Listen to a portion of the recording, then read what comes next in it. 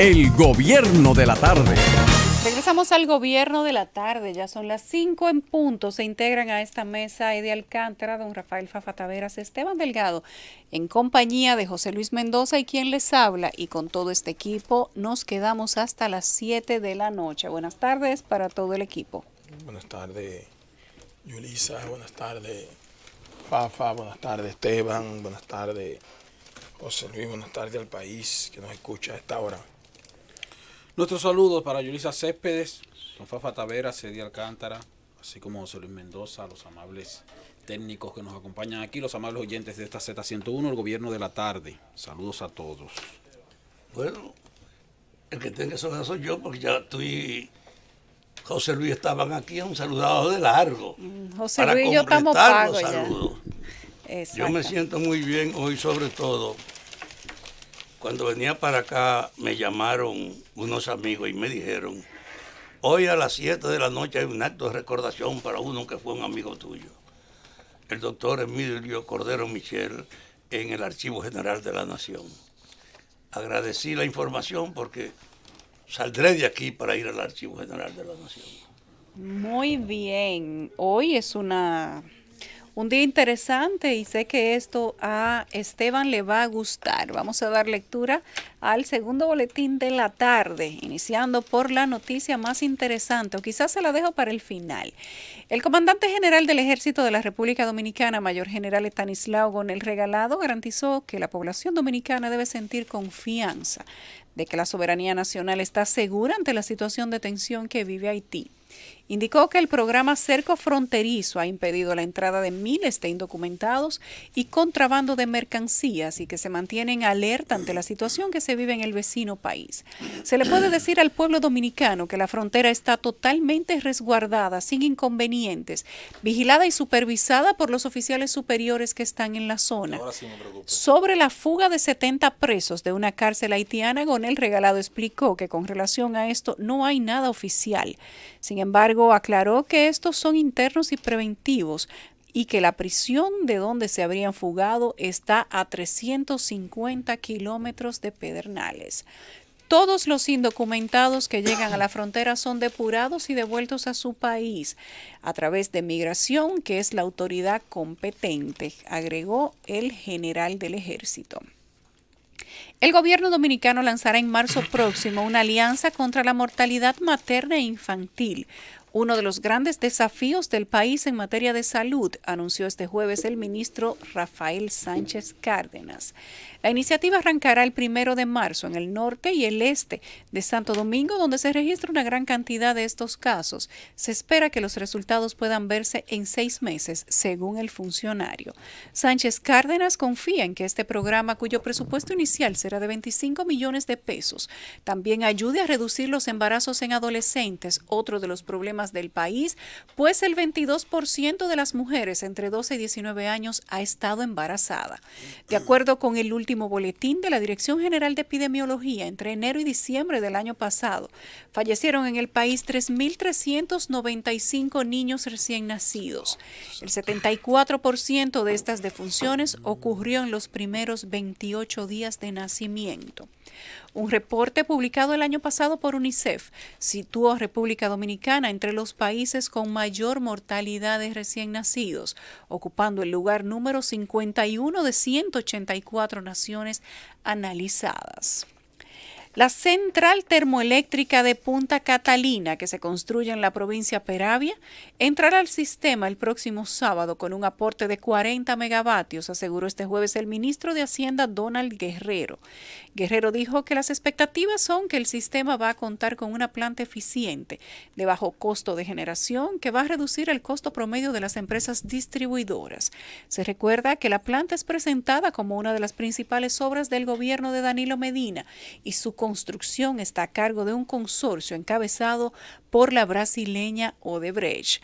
Todas estas informaciones pueden ser ampliadas a través de nuestro diario Z Digital y a través de nuestra plataforma de redes sociales con el usuario @Z101 Digital. Yo quiero que me aclare, Esteban, ¿por qué son 40 megavatios, Esteban? ¿Cómo que van a entrar para yo saber si perdimos unos cuartos?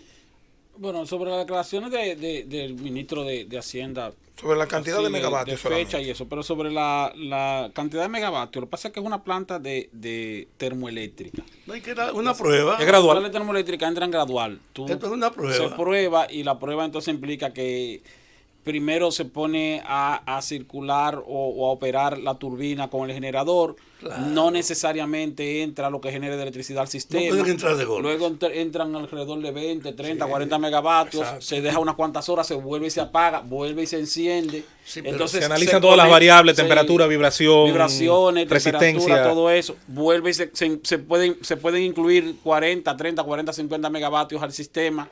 Vuelven otra vez a salir o si sigue estable y no hay ninguna dificultad, entonces van subiendo. 50, 60, 70. Hasta llegar a los 700 y pico. Hasta llegar en este caso, porque es una sola unidad. A las 320. A las 370 megavatios, que es más o menos la cantidad de megavatios netos. Pero inicialmente esa planta estaría operando con alrededor de 200, 250 megavatios. Ahora te pregunto. De manera, vamos a decir, constante, hasta que continúe aumentando. Lo otro es que, por ejemplo, esas pruebas se deben desarrollar no precisamente con carbón mineral, sino con full oil. Y luego entonces se pasa a carbón mineral. En el caso de lo cual también tiene una incidencia en la potencia, hay que decirlo. Sí, pero en el caso de esa planta tiene un sistema flexible dual. A propósito de que la gente dice que sale más cara de la cuenta, que permite iniciar sus operaciones combinando full oil con carbón. Y entonces entra a carbón mucho más rápido que como lo tiene que hacer, por ejemplo, la generadora de carbón de Itabo, que si tú la apagas, cuando la prendes, tienes que prenderla en full oil y luego entonces pasar a carbón. Ok, la pregunta. No, un solo dato antes de la pregunta. No olviden el 27 de febrero. Hoy, pero parte del carnaval es que el presidente hable diciendo que a pesar de todas las críticas, ya hay luz en la calle de Punta Catalina. Pero en el caso de la entrada de la central termoeléctrica Punta Catalina no se trata de un carnaval, se trata de una generación efectiva. O sea, si genera, y si no genera, no genera. Él está usando la bulla para la noticia del 27. Él quería anunciar el pacto eléctrico. En todo caso, si lo hace, si el presidente de la República bueno, pero es válido también si lo hace para anunciarlo. Porque es una obra importante. Ya lo cuarto. Ojalá que todos los presidentes hagan Araraca con obras reales, con obras que contribuyan al desarrollo del país. Sobre todo con ese fondo oculto, oscuro, inexplicable que representa el hecho de tener la mayor financiación sin que corresponda realmente a lo que sea. La realidad es que el valor de inversión en la central termoeléctrica Punta Catalina está acorde con el valor de inversión está acorde con los costos de ese tipo de unidad de generación. Con ese equipo de unidad de gavilleros que está. ¿Cómo así? Si usted considera que son gavilleros, entonces pero claro que sí. vaya con sus pruebas. En ninguna parte está la Odebrecht acusada de tránsito de que manejando una obra. Aquí nada más. Vaya con sus pruebas al Congreso Nacional. Pero mi pregunta, ¿me la permiten hacer? hacer? ¿A qué Congreso? Al Congreso no, a la Procuraduría. ¿A qué Procuraduría? A la justicia, someta a la justicia. El procurador no merece respeto de nadie. Ese es un vocero gratuito del poder. Pero ustedes no me han permitido hacer mi pregunta. Adelante, Eddie. Ustedes son... Escúcheme, Fafa, que usted yo lo quiero mucho. Pero respeten a uno. Adelante, Eddie. Mira, porque yo entiendo que ya que la inversión está hecha, después de que si se escaparon, se fugaron recursos, si hubo saqueo, corrupción, eso lo vamos a ver después, pero ya los cuartos están invertidos. Nosotros lo que necesitamos es que prendan y que den la luz. Pues yo estoy de acuerdo con la construcción de esa, de Punta Catalina o de 70 Punta Catalina, pero con inversión hecha con transparencia, no con inversión oscura y cuestionable. Ahora, sí, yo te pregunto, la pregunta mía, porque se puede cuantificar. Tú puedes decir lo que tú quieras. La pregunta mía es la siguiente. Se supone que Odebrecht había dicho que necesitaba 708 millones de dólares para el cual hubo una pugna en la que el Estado Dominicano, a través del administrador de la CDE, dijo que no había un chele más y posteriormente se destaparon diciendo que iban a colocar en una especie de bolsa 400 y algo de millones, 300 y algo de millones. Yo dije aquí, hace un año, que se iba a hacer un aguaje de que no se le va a dar un chele, pero que al final, con ese arbitraje internacional, en el fondo, iba a haber un acuerdo para 400 millones de dólares. ¿Tú recuerdas eso, verdad? Entonces yo te pregunto, ¿qué ha pasado con el arbitraje internacional? O si en definitiva los recursos que se están usando, aparte de los 308, fue precisamente los 400 que yo dije, que iba a haber un acuerdo y que los demás pongan aguaje para que la gente entienda que están defendiendo los intereses de uno. No, ¿Qué ha pasado? No son 308 ni son 400, son 336 millones de dólares. Bueno, eso mismo. Que se establecieron un fondo de contingencia adicional a los 1.945 millones de dólares. ¿Qué pasó con el arbitraje? 336 millones de dólares están siendo invertidos y su devolución o acreditación va a depender del resultado que el Tribunal de Arbitraje decida. El Tribunal de Arbitraje está establecido en la ciudad de Nueva York de acuerdo a cómo establece el contrato de generación. Y tengo entendido que ese proceso, ese juicio, si se quiere, o ese caso está en proceso en el Tribunal de Arbitraje desde el mes de enero. Pues déjeme decirle, hermano. Pero claro, eso tarda. No. Eso puede durar 1 año, 2 años, 3 años. En el momento en que el tribunal diga, mira, el consorcio de Brete Limón Estrella tenía razón, hay que darle esos 708 millones de dólares, entonces República Dominicana tendrá que buscar, aparte de los 336, la diferencia. Ahora, si el Tribunal de Arbitraje dice, no, mira, el Estado Dominicano tenía la razón y no hay que dar ni un centavo adicional, entonces ese consorcio tiene que devolverle los 336 millones de dólares al gobierno. Mira, Si el Tribunal de Arbitraje dice, por ejemplo, no, lo que le corresponde al consorcio son 200 millones de dólares, entonces se le restan a los 336, 136 millones de dólares, y así sucesivamente. yo quisiera, no por nada. O sea, están porque- condicionados a lo que diga el Sí, tribunal. sí. Pero yo quisiera, porque no voy a pecar de ingenuo.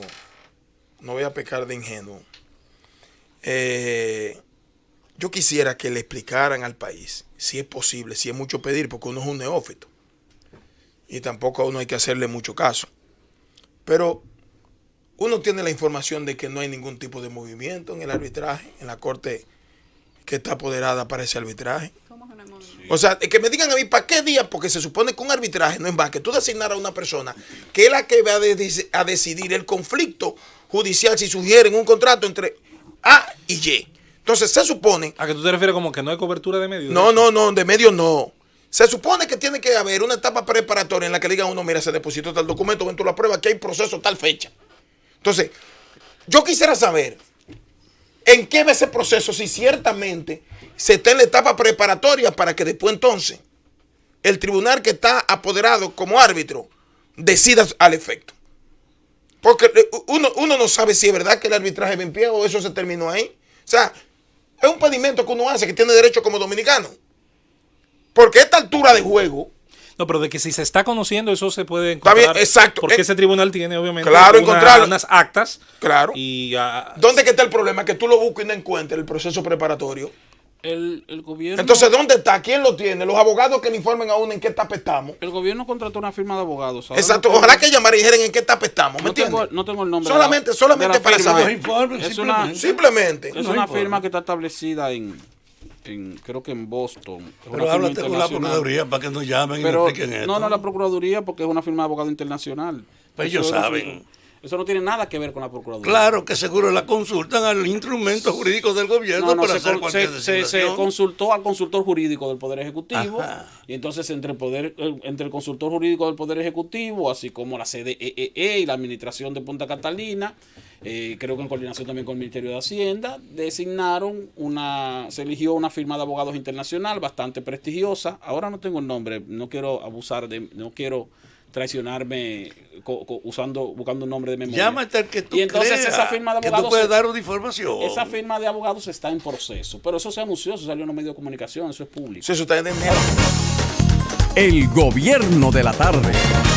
Regresamos al gobierno de la tarde. Ya han salido los diferentes representantes defensores de la JUCA a decir que la JUCA lo que hace es que aporta a esta sociedad. Ayer vimos como un grupo de jóvenes encadenados con la boca taipiada salía en diferentes medios de comunicación donde se ponían un letrero antes que decía JUCA. Si fuera... sí, cuando se empezó a... Cuando se comenzó a discutir el tema de la JUCA. En 2017, Joshua lo colocaba como ejemplo de cómo los medios usan imágenes sin ni siquiera profundizar si son ciertas o no. Es como la imagen del tanque aquel de la huelga de San Francisco. Un tanque de guerra. A todas luces era un Photoshop que se usó en las redes para hacer un chiste y algún periodista con pocas luces lo terminó en la portada de un periódico de difusión nacional. Sí, pero que conste una terminó cosa. en esta ocasión otra vez en un periódico. Que conste algo, quienes estamos en contra del tema de la prohibición de la JUCA, no necesariamente vemos en ella ninguna ninguna virtud ni nada implícito. Yo lo que digo es que si alguien lo hace en un lugar donde a mí no me molesta, yo voy a defender la libertad de la gente hacer lo que le gusta si no afecta a un tercero. Creo que los diputados y senadores de nuestro país tienen tantas cosas importantes en qué pensar y decidir. José Tomás Pérez, abogado y ex congresista, hablaba de que ahora había que poner otra ley para prohibir la pipa. Y yo le decía que ¿por qué no hacíamos otra ley para prohibir el humo? Léase, estoy ironizando, estoy diciendo que cuánto tiempo libre, cuánto tiempo de ocio, cuánto espacio para pensar en la nada, cuando hay un código penal por ahí todavía, esperando que esta gente decida qué hacer con las 3 causales. Yo he sugerido que si tienen tanto miedo, hagan un reglamento para hacer un plebiscito. En este país la historia dice que se han hecho 3 plebiscitos. Pero le tienen miedo al plebiscito. Hagan un cuarto, quítense esa responsabilidad a la que ustedes le tienen miedo, que la gente como en Italia, Portugal, Irlanda, España, vote a favor o en contra de los causales y de la posibilidad del aborto. Yo tengo mi posición, usted tiene la suya, vamos a votar. Y denle a la sociedad la posibilidad de decidir. Entonces los congresistas que tienen, insisto, parece que les sobra el tiempo. Parece que nosotros tenemos una estructura legislativa tan completa. No hay nada que derogar, no hay nada que fiscalizar, no hay nada que conocer. Entonces nos van a proteger, nos van a cargar como niños. Ni nada nuevo que legislar, porque hay un paquete de leyes guardadas, engavetadas, esperando a que alguien venga y las Es la terrible visión que yo desde aquí he tratado todo el tiempo, como he estado ante estos micrófonos, de denunciar. La terrible visión de los políticos dominicanos, apoyada a veces incluso por algunos comunicadores, de que la sociedad es una especie de ente, de niño, y no de niño, no, un niño idiota, al que hay que cargar, al que hay que tener mucho cuidado, porque no es una sociedad adulta que pueda tomar decisiones ni tener criterio individual. Por eso tienen que coger prestado en nombre de nosotros y los pendejos pagarlo sin protestar. Y lo mismo ocurre con el tema del consumo de las sustancias. Lo mismo ocurre con este tipo de situaciones. Es la infantilización de la sociedad. El padre político, el pater de todos, nos va a proteger en base a su criterio. Ay, no fume tal cosa que te hace daño. No vote por ese ladrón que te hace más daño. Entonces, eso está en pugna cuando se dan este tipo de cosas. Yo creo que independientemente de que no soy partidario de que en los escenarios, en cualquier escenario donde tú vayas, tengas que permitírsele a alguien que le esté echando a humo. De acuerdo. Si como los restaurantes, que no se fuma en cualquier lugar. Claro, lugar. Entonces si tú pones, por ejemplo... Pero no se prohíbe el cigarro. La han prohibido en la mayoría de los sitios. No, eso digo, se controla, privado. Pero no se prohíbe totalmente. No, entonces ¿qué pasa? ¿Entiendes? Yo entiendo que lo que debieron fue controlar en ese tipo de escenario donde tú vas, y se supone que sí, no todo el mundo quiere inhalar ese jodido humo. Exacto. De la boca y no hay problema. Además, yo entiendo que para mí, eso no es más que un pintalabio puesto en boca sin diente. Esa vaina de tú de que está prohibiendo que tanto salario mínimo. Aquí, el problema de este país, es que aquí cuando no tenemos vaina que hacer, cosas que hacer, comenzamos a someter proyectos de ley que para mí no son necesarios. Si las autoridades... Ni prioritario tampoco, pues las autoridades controlan sin tener que haber ninguna legislación ese uso de la juca en lugares cerrados y públicos, donde el mismo cliente va, si le gusta estar en ese sitio. Si yo voy a un sitio y lo que hay es juca, yo no voy. Ahora, si el dueño prohíbe que se fume adentro, entonces yo voy al establecimiento. Entonces aquí hay unas... Y miren, ustedes porque no se han detenido a leer algunas legislaciones que chocan entre sí, que lo que de vergüenza te dice a ti la capacidad que tienen nuestros legisladores. Y que me perdonen que hay mucho bueno. Que ni siquiera revisan. Que no revisan. Acaban de aprobar 2 legislaciones desde el punto de vista electoral. Y tienen una contradicción de más de un 40% en sí misma, aprobado por los mismos legisladores. Parecen 2 leyes de 2 países distintos. 40%. ¿Tú me entiendes? Un 40%, Eddie. Sí, hermano, si me siento contigo y te la traigo mañana, te digo, mira. Fácilmente más, Esteban, fácilmente pero, más. Mira, entre la ley electoral y la ley de... Sí, hermano. Porque la ley electoral remite muchas cosas a la ley de... Pero, por ejemplo, ¿tú quieres que te ponga... Yo te puedo citar... Sí, pero yo te quiero interrumpir. No se digregue. Para que no se digregue. Lo de la juca, mira, lo que motivó a estos legisladores, algunos de ellos por populismo, a someter un proyecto de ley de regulación del uso de la juca. Lo hicieron, me imagino que motivados por el hecho de que se ha registrado la muerte de varias personas, principalmente jóvenes adolescentes, que se han excedido y han fallecido por esa causa. Sin embargo, la legislación en sí misma no impide eso, toda vez que los jóvenes que han fallecido no ha sido por usar la juca en lugares públicos donde haya más personas, ni ha sido por usar la juca tampoco en vehículos de transporte colectivo. O sea que al final es una legislación motivada por algo que no resuelve ese algo. No, pero, evita tiene ese la algo. misma y te está totalmente de acuerdo te acabo con lo que de poner el acaba de ejemplo. decir. Te acabo de poner el ejemplo. ¿Por qué tiene que haber una legislación especial para que no se fume juca en lugares privados y cerrados? Si el lugar privado y cerrado donde tú vas a acudir es mío, yo soy que digo si la permito o no. Sí. Si tú la Y permites, los clientes van si quieren. si o no tú la quieren. permites y yo voy y veo que hay un paquete de gente echando humo, no tengo por qué volver. Eddie, ese es el razonamiento. ¿Tú me entiendes? Ese es el razonamiento de un grupo que, insisto, ve a la sociedad como un infante. Pero no prohíbe la importación. No, pero no solo eso. Aquí, con este razonamiento, con esta forma de razonar, vamos a terminar poniendo una ley que prohíba los cuchillos para que no den puñaladas. Lo que yo no entiendo Son cómo- tan geniales. Lo que yo no entiendo es cómo que el Poder Ejecutivo promulgó esa legislación. Claro que lo promueve. Porque eso debió Hay que observarla. Hoy no hay una ley no aprobada. observarla porque no tiene sentido, ¿no? Está bien, pero si la, Porque oye, si la volví, oye, si la, hace que entonces tú digas, si la observan, uno la critica aprueba de nuevo y es ley. Uno critica a los legisladores, pero al mismo tiempo uno tiene que criticar al Poder Ejecutivo. Pero totalmente. Y esa consultoría jurídica que debió recomendar. Mira, me llaman Pero al es que presidente, pero esto no comparten tiene el sentido. mismo esquema, entienden que ellos son los adultos dentro de una sociedad de idiotas, porque así es que ven al resto. Bueno, Y no es así que juzgan al resto. pero mientras tanto, yo le invito a ustedes a esas, sobre todo esas últimas legislaciones que se han aprobado y se han aprobado en los últimos 10 años. Sí, legislaciones contradictorias, tú dices. Oye, Se contradicen entre sí. revisen. Y yo creo que tiene que designarse alguna comisión que revisen el contenido de la mayoría de legislaciones para que usted vean cuántas contrariedades hay, contradicciones. Y yo entiendo que eso tiene que resolverse. Porque aquí sentarse y decir, mire, yo someto a aprobar esto y esto, pero aquí hay una especie de legislaciones aprobadas con asignaciones directas y específicas por ley para que el Poder Ejecutivo le erogue esos fondos. Que cuando tú lo sumas llegan a 205%. Ah, sí. Nosotros hemos Pero hablado aquí de eso. nadie se ha sentado tampoco. Lo que hacen es que la modifican en Lo una corrigen ley, con la legislación con una ley de del 12 meses. presupuesto. Sí, con una ley de 12 meses. Entonces, ¿por qué? Porque no hay y que me perdonen los congresistas, porque hay tanto congresista bueno y gente que va ahí a aportar. Bueno, pero hay un grupo que va a levantar la mano que no sabe un carajo lo que se aprobaron. Lo que se aprobó. La democracia, con todas sus virtudes que yo defiendo, tiene un defecto muy claro. Todo voto deficiente vale más que un voto consciente. Es aritmética pura. Sí, eso es verdad.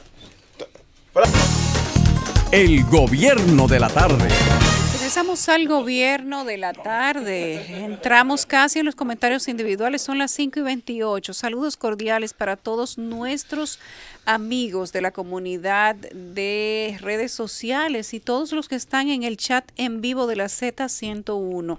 Para Joagnes, para José Rodríguez, Roberto Mota Ventura, Ryan Brigdeford, Fanny Vázquez, Karen Heredia, Pablo Angel, Javier Medrano, María del Carmen, J. Francis, Rosagna Ventura, todos ellos, Elías Pérez y todos los que están ahí. DJ El Tremendo, tienen unos nombres, la verdad que bien especiales. Hay uno que acaba conmigo. Ajá, no, Sí. al que más duro le dan a Esteban. No, este me le ha dado a todo el mundo. Hasta en las redes sociales, me fuera de las gusta redes eso. sociales, Ahorita- en los pasillos, en los callejones, en todos los sitios. Ahorita que algunos oyentes que llamaron diciendo que los funcionarios que cambiar, primero que tiene que irse es Danilo Medina. Entonces tienen que ir el 16 de En mi de comentario. mayo. No. Para 2020 tienen que ir a votar. Alexander Yo hice un Acosta análisis y aquí. Elías Pérez, todos los miembros de nuestra comunidad interactiva de Sí, no, Z no, Digital. rápidamente, que yo Esteban. había hecho un análisis aquí recientemente con números contables, o sea, de qué implica para el presidente de turno, no el presidente, sino para el partido o el candidato que está en primer lugar, la abstención electoral. Cuando tú no votas, tú automáticamente le aumenta el porcentaje al que está arriba. El que está arriba, sí. Entonces, esos que generalmente critican el sistema, casi nunca van a votar. Tienen que ir a votar. Claro, a votar en contra. Está bien. Vamos a iniciar con los comentarios y el primer turno le corresponde a Eddie Alcántara. Me dicen después que porque yo tengo información de la gente del gobierno no se la dan a Esteban, que sí, que se está conociendo el arbitraje, que está en el proceso y que además que hay que reconocer que es un asunto muy discreto. Eso fue lo que No dije. se conoce. Pero Sí, yo le eso no confirmé. fue lo que yo dije. Confirmé que usted Lo único que me faltó fue decir el nombre de la firma de abogado, que es Foley Hoat, la firma de abogado que está y yo representando conozco- al Estado Dominicano. Y yo conozco el procedimiento, quería la aclaración porque como me habían informado y como yo no digo nada que no pueda certificar de que no se estaba haciendo nada, por eso hice la pregunta. Pero miren, yo quiero hacer un comentario que creo que pudiera herir sensibilidades, sobre todo en la Junta Central Electoral. La Junta Central Electoral se ha empecinado en comprar unos aparatitos que nosotros criticamos de la gestión pasada para tratar de imponer, o no imponer, sino hacer uso del voto electrónico como mecanismo de facilitación y rapidez para el conteo de los votos, a su vez, que vaya a emitir cada ciudadano. Bajo ese criterio, bajo esa excusa, la Junta Central Electoral cree que la única salida que hay para que en estas elecciones tan complejas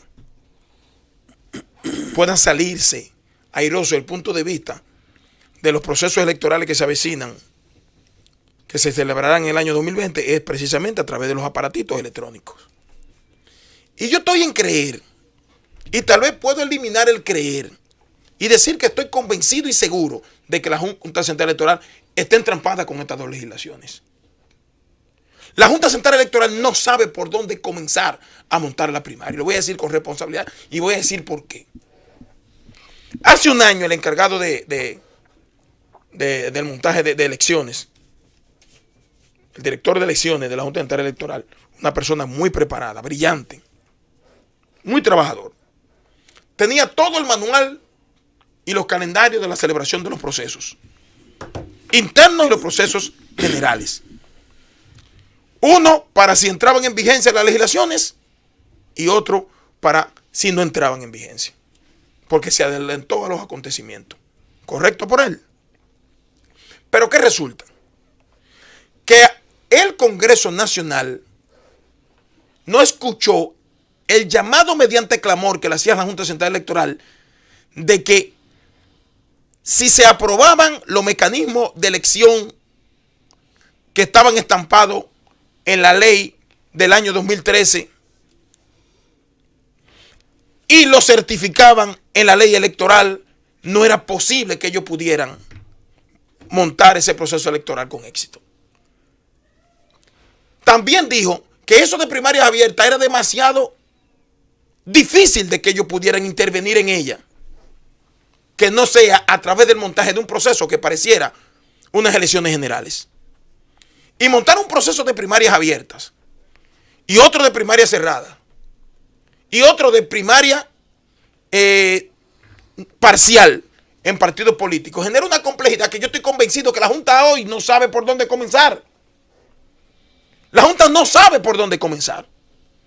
Por eso ustedes ven que se está reuniendo todos los días con los 5 partidos que van a primarias. Porque los partidos políticos saben que 1.500 millones de pesos, que fue lo que proyectó la Junta, es demasiado cuarto para que ellos puedan asumirlo. Aunque la ley establece que ellos tienen que asumir su proceso interno cuando escojan primarias. ¿Por dónde está el problema? Que la Junta ha querido montar un evento a través del voto electrónico como único mecanismo de poder emitir los resultados en tiempo hábil. En tiempo prudente, para entonces concentrarse al montaje de las elecciones nacionales. Oigan bien lo que estoy diciendo. Y la Junta no sabe qué hacer, porque los partidos de la Liberación Dominicana y el PRM han dicho, yo asumo mi primaria, pero no es el monto que tú dices. Y la salida de la Junta es ir al gobierno a buscar los cuartos, violando la ley, porque la ley dice quién paga su primaria. Pero el tipo de primaria que quiere montar la Junta Central Electoral conlleva un costo elevadísimo que no pueden pagar los partidos políticos. Y no lo pueden pagar.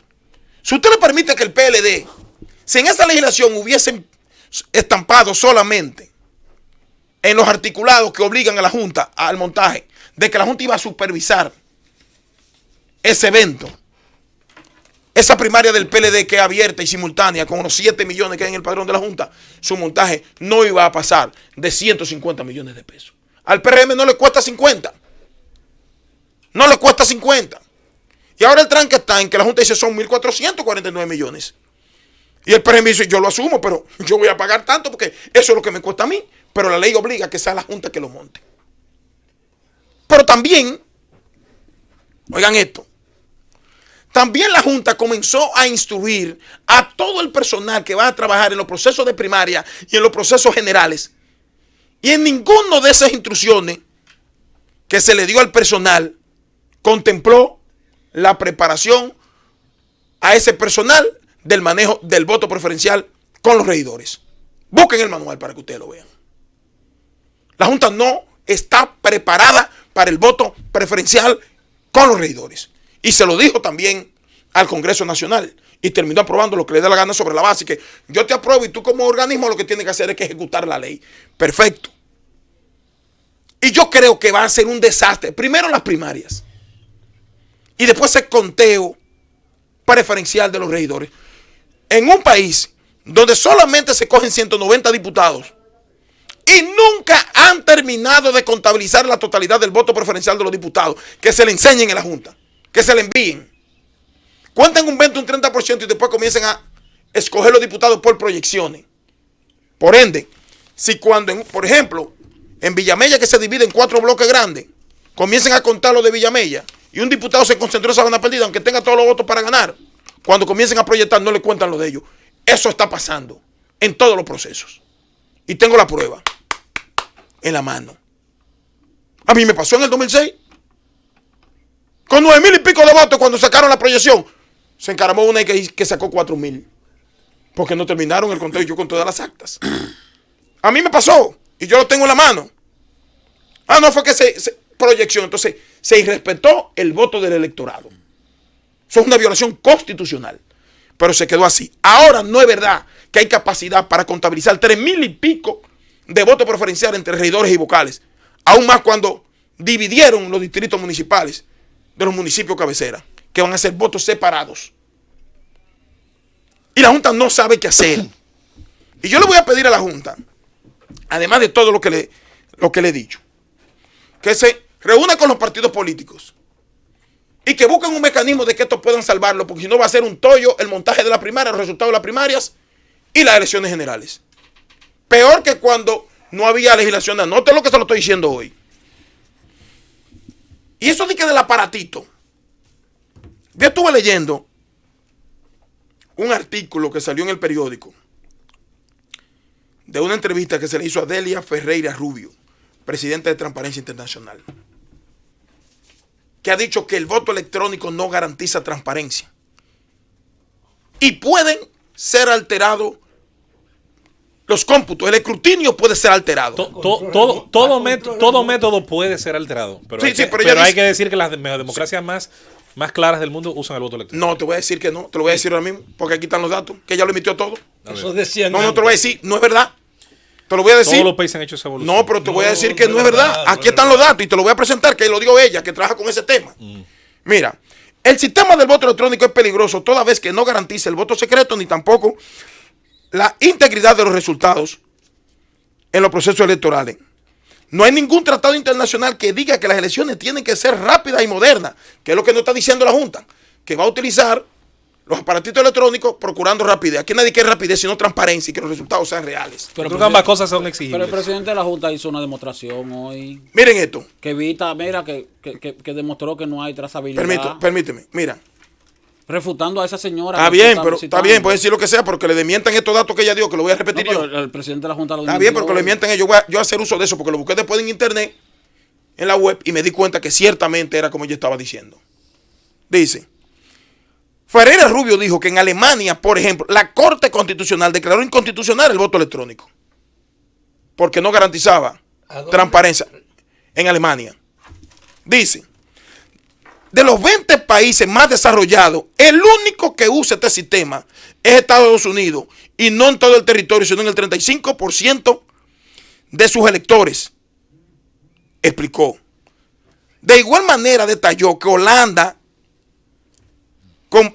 compró equipo, pero al final no lo usaron y volvieron al conteo manual.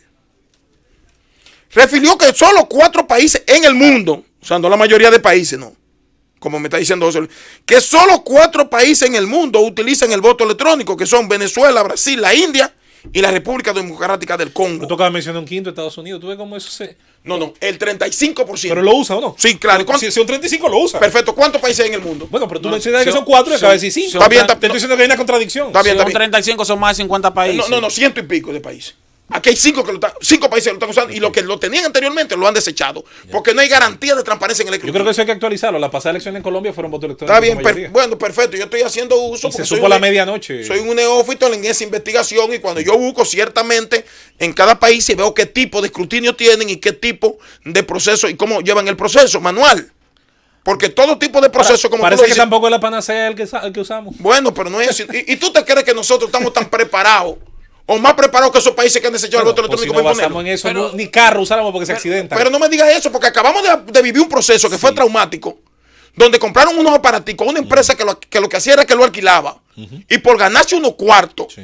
lo compramos, Pues entonces el problema y no aquí era no la se pudo tecnología, implementar. era la Fue corrupción. el procedimiento. No, por aquí lo instalamos. Digo, porque para Y como hay una especie como de fobia a la tecnología ahora. Y pudimos manejar la tecnología. No. Ahora, Ahora, Eddie, ¿tú crees que el voto manual, el conteo manual es más transparente? Que el no, conteo yo electrónico? creo que es más seguro. Pero con ese fue que te jodieron. No, no. ¿Y entonces? No, perdón. Fue con el manual que te Ahorita robaron. respondemos. Eso no es verdad, escúchame, eso no es verdad. Yo dije aquí cuando me refería al voto del año 2006, el voto preferencial, que aquí no hay capacidad porque todos quieren salir rápido para el conteo del voto preferencial en su totalidad. Con 190 diputados cuentan el 30% y después proyectan. Con 3.000 regidores va a ser peor. Eso fue lo que yo dije ahorita. Y eso pasó en el 2006, en el 2010, en el 2016 también. Y lo sabe todo el mundo. Y que la Junta dijo que no estaba en capacidad Entonces, de preparar. Eddie, parece que el problema no era abaco calculadora, No, entonces el no. problema es el que cuenta. Está bien, pero podrán decir lo que ustedes quieran. Yo estoy hablando de personas que manejan el tema, que no lo manejo Bueno, yo. la desmintieron hoy. Claro, pero ¿quién la desmintió? Alguien que quiere imponer el voto electrónico, Bueno, no alguien que sepa cómo alguien- vaya de eso. No, pero hay alguien que está en el escrutinio. Está bien, alguien- pero perfecto, hermano. Alguien que está donde se Está bien, pero- hacen elecciones. Pero en mi No, comentario, este nuevo, permiten que él hable. permíteme. Que hoy estamos contra el tiempo. Que Claro. no se haya hecho elecciones. Ustedes lo que tienen que hacer es buscar una persona que sepa, como ella del término, que tiene 20 años Pero si hablando lo buscan, tú del lo vas a voto. descartar. Hablando, pero ya ha dirigido Pero perdóname, si oficinas electorales. no, yo terminé, Francis. El gobierno de la tarde.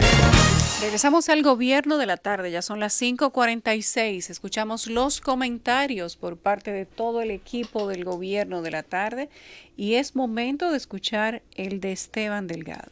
Gracias, Yulisa. Gracias a los amables Gracias, no, compañeros. permíteme 2 minutos de lo que tú me cogiste. Entonces, yo quería decir para Pero él terminar. dijo que Pero no. digo fuera del aire que él no quería venga. ¿Tú te das cuenta? Dale, mi hermano. No, pero diga lo que usted quería decir. No, ya yo terminé. Ya yo lo dije que lo iba a que decir sobre el voto electrónico. No, ya, ahí No. está. No, Yo, hermano. yo opino como opina José Luis Mendoza, que el problema no está en el método de conteo, sino en quién cuenta. Sí, lo que pasa es, hermano, de que los países que hacían uso del voto electrónico han tenido que irlo suprimiendo, No todos. descartando, porque sencillamente no garantiza transparencia ni en el escrutinio ni tampoco en el voto directo. Bueno, ya. Y eso era lo que yo quería decir. Y el que quiera contradecir, no lo que yo digo, sino lo que está ahí, tiene que ser alguien que sea un experto, como la directora de Lo que pasa es que ahí se ve si esa es la única que se ha graduado en la Universidad del Mundo de eso. de Transparencia Internacional. No es la única, pero busca uno que sepa Ya. como ella del mundo para que la contradiga. Ya. Bueno, tengo Yo mi- no lo voy a contradecir porque yo no conozco el tengo tema. mi reserva con los expertos de Transparencia Internacional. Pero bueno, lo que quería, bueno, mi comentario lo quiero enfocar sobre lo siguiente. Nosotros generalmente hacemos referencia a la importancia y a lo bueno que resulta para la República Dominicana el ingreso de divisas por medio de las remesas que envían los dominicanos residentes en el exterior. Y entonces también hemos planteado aquí, y algunos de nuestros compañeros en diversas ocasiones, incluyendo principalmente José Luis Mendoza, que no debería ser un orgullo para para la República Dominicana o para los entes de la economía de la República Dominicana exhibir el envío de remesas como si eso fuera un paso de avance. No, y porque es para una muestra de su desarrollo. Y para matizar eso, sí es una muestra de orgullo por la capacidad productiva, primero, de nuestros dominicanos en la diáspora. Allá. Segundo, de su compromiso con lo que dejan atrás, sin ninguna obligación que no sea su cariño, afecto, con sus familiares, con los suyos, con sus cónyuges, con sus hijos, porque eso no tiene ningún mandato que no sea el moral, envían una enorme cantidad de riqueza. Y tercero, fuera de eso también hay implícito, así a veces ellos mismos no lo sepan, un amor por ese colectivo que llamamos país.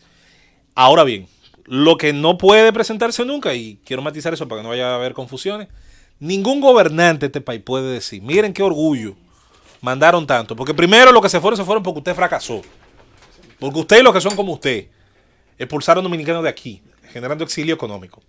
Eso es lo primero. Y segundo, nadie puede hacer una planificación de cara a 10 años en las remesas, porque las remesas tienden, como se ha estudiado, a ir dependiendo de las tasas de migración, si se sostienen o no, porque los nietos de esos dominicanos de hoy no tendrán los nexos que tienen sus padres y abuelos con quienes dejaron aquí. Eso, sí, y eso asumiendo que nuestros gobernantes en lo adelante logren establecer condiciones de vida tan favorables en el caso nuestro, la República Dominicana, para que se detenga esa emigración de gente que se va de aquí en busca de una mejor condición económica. Si eso no se detiene, entonces vamos a continuar con la tendencia de migración de dominicanos que se seguirán yendo, y entonces sí va a seguir aumentando el envío de remesas. Ahora va a seguir aumentando el envío de remesas a propósito de entonces del fracaso que estaría ratificando el gobierno de turno o los gobiernos de turno por venir en cuanto a la mejoría de las condiciones de vida para motivar a que dejen de irse la gente. O sea, las remesas solamente crecen en la medida en que continúa también creciendo la necesidad de los dominicanos de emigrar, porque si no, entonces en algún momento tendrían que detenerse. Es cierto, pero quiero hacer referencia a propósito de lo que tú dices, José Luis, del arraigo que tienen los dominicanos residentes en el exterior hacia sus familiares o amigos en la República Dominicana, tomando en cuenta las estadísticas más recientes en ese sentido. De acuerdo con las estadísticas oficiales de ingresos de remesas el año pasado a la República Dominicana, llegaron remesas formales, registradas formalmente, 6.484 millones de dólares. 6.494 millones de dólares, casi 6.500 millones de dólares. El 77.4% de las remesas que ingresó a la República Dominicana el año pasado provino desde Estados Unidos, principalmente de la ciudad de Nueva York, 77.4%.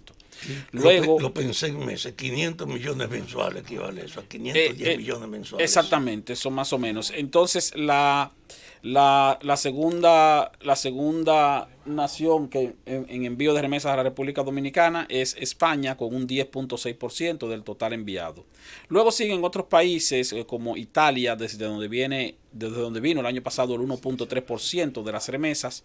Desde Haití llegó el 1.4% de las remesas, desde Suiza el 1%, desde Puerto Rico el 1.1%. Fíjense que nosotros recibimos el año pasado más remesas desde Haití que desde Puerto Rico, lo cual indica, por un lado, que posiblemente menos dominicanos estén en Puerto Rico, tomando en cuenta la situación económica que afecta a esa isla, y segundo, que hay muchos dominicanos trabajando en Haití a propósito de empresas que se han establecido allá o empresas dominicanas que tienen negocios allá y de vez en cuando envían a empleados dominicanos hacia esa nación.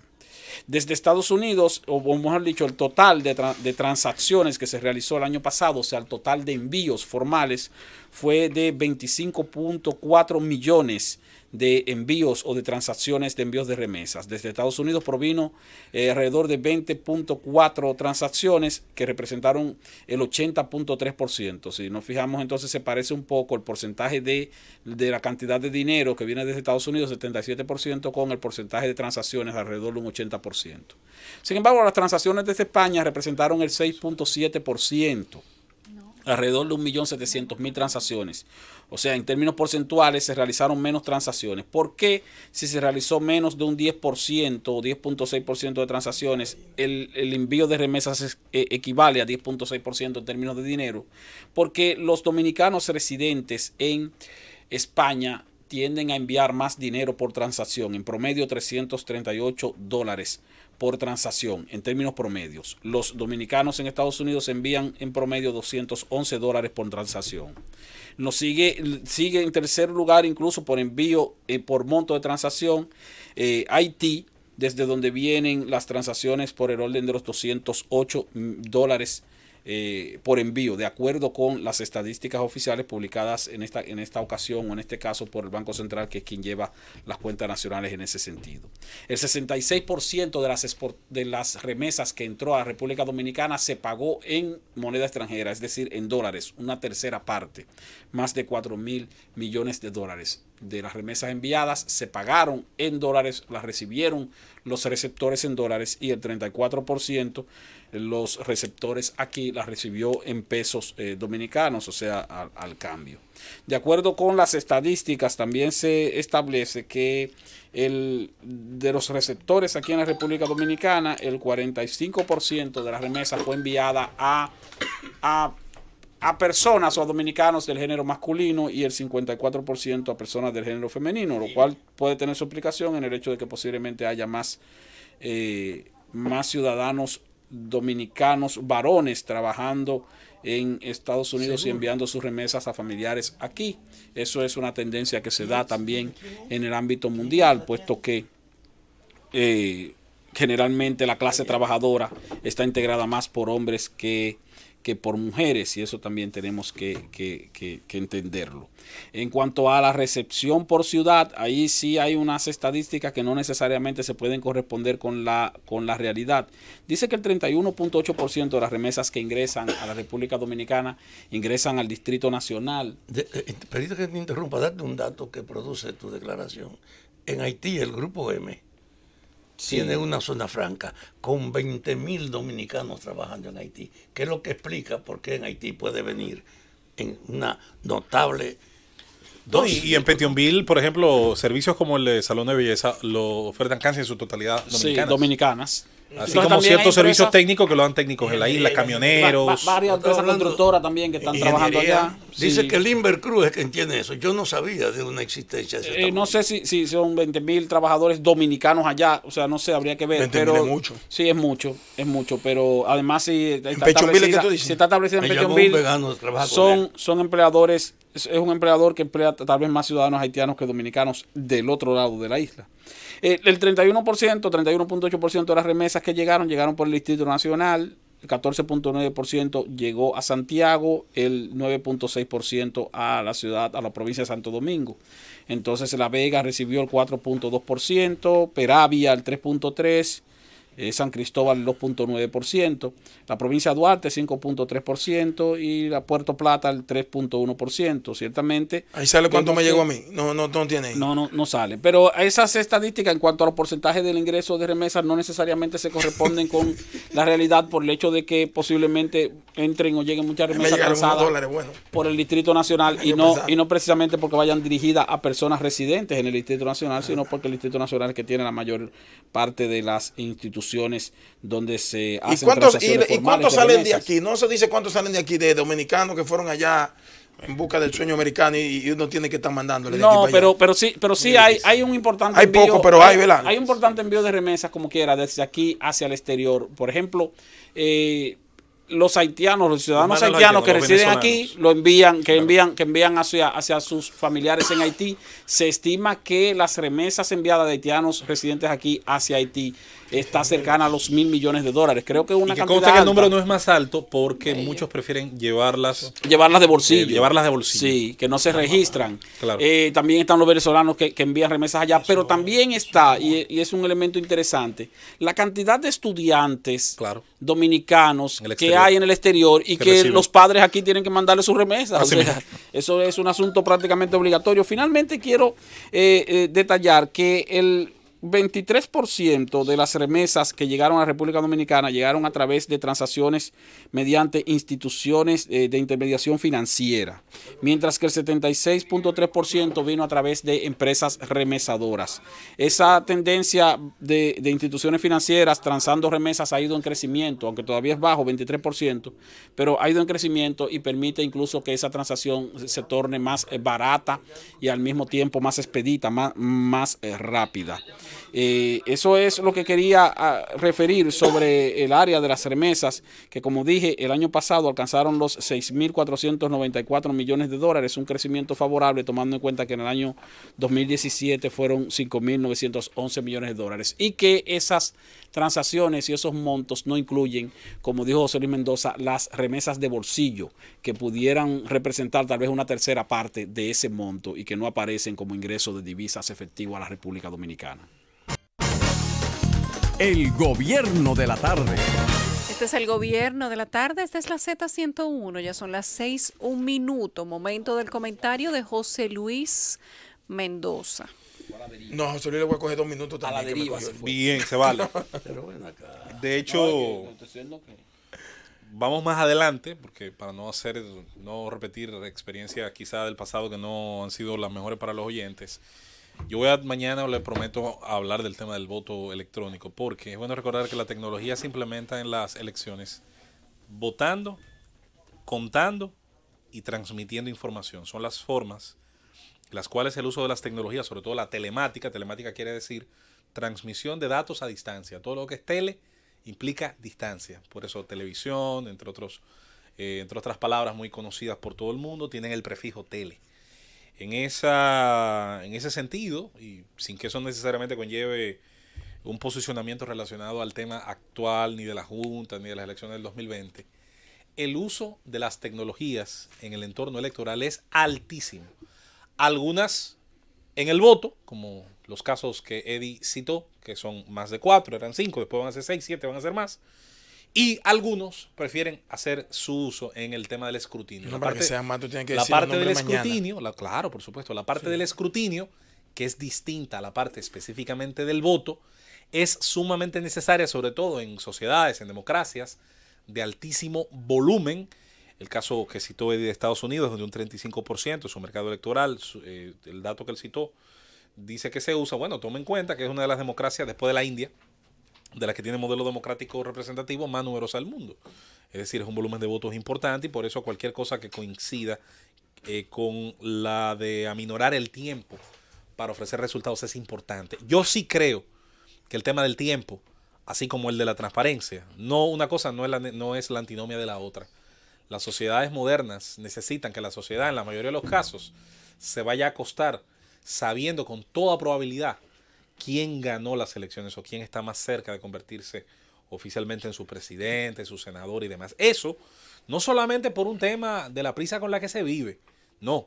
Eso también para evitar, como todo el mundo sabe, en países en vías de desarrollo, que la gente utilice la penumbra, el silencio, la oscuridad informativa para trazar muchas veces planes caóticos que estén relacionados al desconocimiento entre una cosa y la otra. En un mundo como el que nos tocó vivir, en una generación como la que nos ha tocado vivir, donde la enorme cantidad de información que se maneja y la enorme cantidad de dispositivos que la sirven, también ha facilitado el trasiego de información falsa, morbosa, exagerada y muchas veces la incapacidad que tiene el individuo para contrastar debidamente esa información, para decidir buscar fuentes creíbles y contrastarlas con fuentes menos creíbles, le hace por lo tanto presa del rumor, de la mentira yo a diferencia y de la exageración. A diferencia de lo que tú, de las cosas a las que tú aspiras con relación al voto y al escrutinio. No, yo no he dicho que aspiro, digo cómo se sí, está como haciendo. debería. Yo prefiero, Sí. aunque guardando la diferencia en cuanto a habitantes, de cerca de 1,000 y pico de millones a 11 millones de habitantes, yo prefiero que sea como en la India. Que duren, que aunque utilicen el voto electrónico, ¿verdad? Duran 3 meses. Yo no. Yo prefiero que cada voto. Yo no prefiero los 3 meses. No, yo prefiero que se cuente cada voto donde verdaderamente se escrutó. Mi ejemplo de sociedad ideal donde mi ejemplo de sociedad ideal no es la India. Se produjo. En la sociedad a la que yo quiero que la República Dominicana evolucione no es la India. Nosotros hemos tenido 4 procesos electorales, 5 procesos electorales tradicionalmente aquí, que nos dan los resultados antes de la medianoche. ¿Y sobre qué era tu Y cuestionamos comentario, inclusive. Pero permítanme decir A la Junta que Central tenemos Electoral. una presión de tiempo y dejen lo que él hable Sí, y no. comentamos después. Exactamente, estoy de acuerdo con Don Fafa. Sí. De acuerdo, pasa. Ay. Miren, 2 cosas muy breves, muy rápidas, muy precisas. Dice Donald Guerrero que el sábado se prende Punta Catalina. Voy a resumir mi comentario sobre Punta Coño, Catalina. Si yo me hubiera soñado que eras con eso, lo hubiera dejado con el voto electrónico. Voy a resumir mi comentario sobre el tema de Punta Catalina recordando que este es un país cuyos problemas no solo son multicausales y también hay que abordarlo desde muchísimos factores distintos. Pero diré sobre ese tema que es bueno que no nos engañemos. Es bueno que no nos engañemos porque el que vende algo tiene siempre que promover sus virtudes. En Estados Unidos siempre se habla del que te vende vehículos usados. Te va a decir todo lo bueno hasta lo que tenga que inventarse y te va a eximir el resto. Si este país mañana tuviese, no solo en Punta Catalina, sino en cualquier otro circuito de infraestructuras eléctricas, la solución al problema de la generación, que por cierto hace rato aquí se está generando casi lo mismo que se consume, todavía le quedara un problema que se llama transmisión, donde el mal estado del cableado, además de que, por cierto, el material que más se utiliza, que es el cobre, y sus aleaciones, tienen por un tema natural, por un tema muy simple, que se llama resistencia. Todos los materiales generan una resistencia al paso de los electrones libres, que es lo que llamamos electricidad. Algunos materiales menos que otros. ¿Es el cobre el mejor material transmisor? No, pero de los transmisores medianamente bueno, el más barato. Es un tema simple, esto es economía pura. Es un tema de buscar la mejor relación de eficiencia entre la inversión. Y por eso el cobre se ha convertido de los materiales conductores de electricidad en el que se utiliza para el cableado masivo. Por eso, usted va a ver que aparatos, sobre todo muy caros, de alta tecnología, tienen muchas veces en sus cableados internos cables de otros materiales, aleaciones de platino, el propio oro, que es un tremendo conductor de la electricidad, la plata, entre otros, se utilizan en algunos materiales muy caros, en circuitos cerrados como los aviones, en circuitos cerrados de otro tipo, porque son mejores transmisores, generan una menor resistencia, que se comprueba en que generan, por ejemplo, menor peligro de incendios, porque generan menor temperatura producto de esa fricción interna que ocurre en el cableado. A usted produjera hoy con Punta Catalina y con el resto el 100% de lo que consume la demanda dominicana de electricidad de empresas y hogares. Insisto, te queda un 30% de la energía que se pierde por el mal estado del cableado. Eso no lo va a resolver Punta Catalina. Eso lo va a resolver una política que tiene alguien algún día que tomar decisiones y asumir unos costos y decidir cuál va a ser la implementación de la solución a ese gravísimo problema que todo el mundo sabe, y el que ha ido a cualquier barrio de estos que ha crecido enormemente sin planificación, sabe lo que implica el fenómeno del cableado. ¿Usted ha visto el cableado de los Alcarrizos? Debe ser una de las marañas y desórdenes más grandes del país en relación a un cableado que originalmente se estableció en una comunidad pequeña y pobre y del cual todo el mundo terminó pegándose, agregándole, sumándole, anexándole, y que ha terminado hoy siendo incluso motivo de memes famosísimos en la red. Está el famoso meme ese de que ¿qué cable corto? El negro. Y cuando usted mira el palo de luz, usted ve una especie ahí de laberinto espacial de cables. Y eso no lo va a resolver Punta Catalina. Es bueno que se sepa. Hay otros temas que están relacionados a la oferta eléctrica que tendrán que ser resueltos, pero sobre todo con mucha voluntad política y capacidad de asumir que muchas obras ni se terminan a veces en el tiempo que al político le conviene para generar resultados electorales, y muchas veces su inversión la van a recoger sus resultados positivos las próximas generaciones. Eso pasa, por ejemplo, con la política del cableado soterrado. En la República Dominicana, creo que con la excepción de la zona colonial, el cableado soterrado es una utopía, que la tienen algunos proyectos privados, y qué bueno, pero en el caso del gran proyecto masivo de soterrar el cableado para evitar una serie de riesgos que otros países hace 40, 50 años comenzaron a disminuir, aquí es una utopía hablar de eso. Voy a dejar para mañana la declaración de Montalvo, de que llamó profetas, la de Montalvo, que llamó profetas del atraso a quienes no están de acuerdo con el tema de la firma del pacto eléctrico en las condiciones que el gobierno parece que le conviene. Habló de la miopía política. Yo te voy a decir de cuál poesía hablamos de mañana. El gobierno de la tarde. Regresamos al gobierno de la tarde. La ADP amenaza con movilizaciones si el Ministerio de Educación no le cumple los acuerdos. Esto dice la presidenta del gremio, Xiomara Guante, que dio 21 puntos firmados en un acuerdo hace 2 años y dice que solo se ha cumplido 1. La advertencia es para el Ministerio de Educación, que si no cumple con los retrasos acumulados de la evaluación de desempeño y da respuesta a otros problemas que afectan la cotidianidad escolar, se van a movilizar a nivel nacional. El Comité Ejecutivo Nacional y el Magisterio Dominicano hemos tenido la paciencia de Job en aras de garantizar la paz escolar. Por ella hemos esperado el cumplimiento de los compromisos que contrajo el Ministerio de Educación desde hace más de 2 años con la firma de un acuerdo de 21 puntos, del cual a la fecha solo se ha cumplido puntualmente con 1 solo, acumulando así 20 compromisos pendientes y otros no menos importantes que se han generado desde entonces, dijo Xiomara Guante. Ahí solo se está riendo con la muela de atrás Andrés Navarro, que no le tocó esa picota. Vámonos a los comentarios y continuamos con el de don Rafael Fafa Taveras. Gracias, Yulisa. Quiero, como introducción a mi comentario, reiterar algo que he estado diciendo y que es mi norma. Yo creo que en este tiempo hay condiciones para que las diferencias puedan discutirse y negociarse en una forma transparente. Por eso tengo una guía en mi cabeza de que entendiéndonos avanzamos más rápido y más lejos al menor costo. Es decir, no es la confrontación hoy la que decide entre nosotros los dominicanos. Independientemente de lo que esté pasando en el resto del mundo, yo creo que aquí hay condiciones para poner como primer plano la vocación de entendernos. Y digo esto porque aquí hay una tradición. No es lo que corresponde a la razón, ni es tampoco lo que corresponde a la justicia, lo que los grupos de poder terminan poniendo en primer plano. Viven negociando lo que les conviene. Hay una deformación hija de la historia concreta de la República Dominicana. La dictadura de Trujillo expresó un dominio a todo lo largo desde el origen de la República, y desapareció Trujillo, no hubo tiempo para desarraigar de la conciencia política los modelos y los valores con los que operaba la dictadura. Los grupos del poder, los grupos fundamentales de la economía, ven en el Estado su socio. Y el Estado lo que hizo fue enriquecerlo transfiriéndole a ella las propiedades que heredó del abuso de la dictadura de Trujillo, que era una gran parte de toda la estructura económica de la época. Y ahí se desarrolló entonces una política de complicidad que ha seguido reproduciéndose.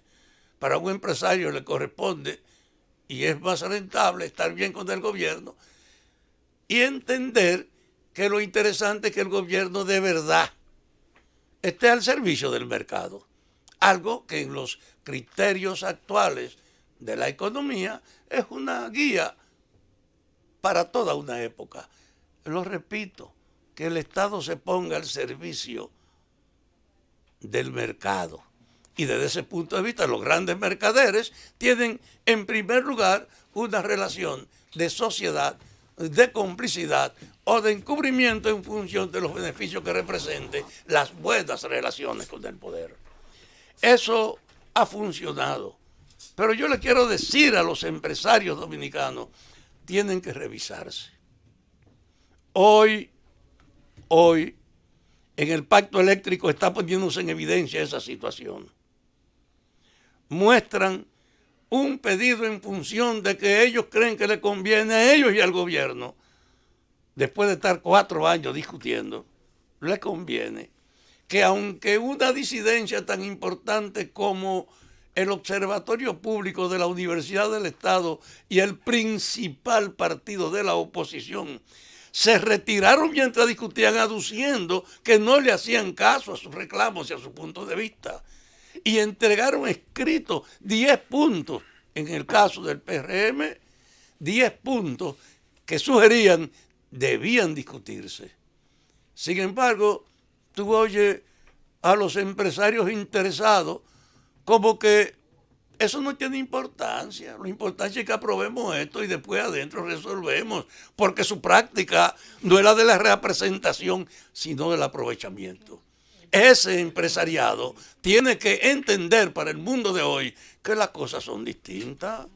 Insisto, yo no creo en la confrontación ahora, yo creo en el entendimiento. Pero ¿cómo puede justificarme el empresariado que esos planteos que hizo el PRM no tenían trascendencia ni significación para ignorarlo en aquella época, cuando el PRM se va porque no le hacen caso?